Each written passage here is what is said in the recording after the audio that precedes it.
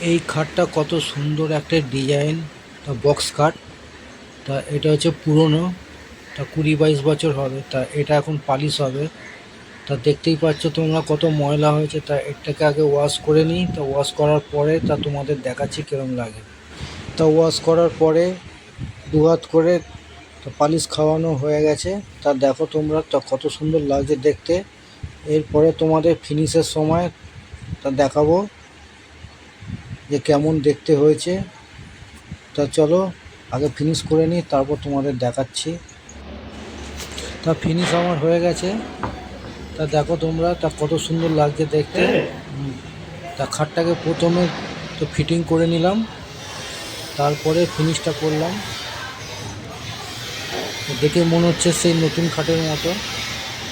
যা ময়লা ছিল খাটটা তা তোমাদের দেখিয়েছি। তো ভিডিওটা ভালো লাগলে লাইক শেয়ার কমেন্টস করো, আর চ্যানেলটাকে সাবস্ক্রাইবার করে দিও।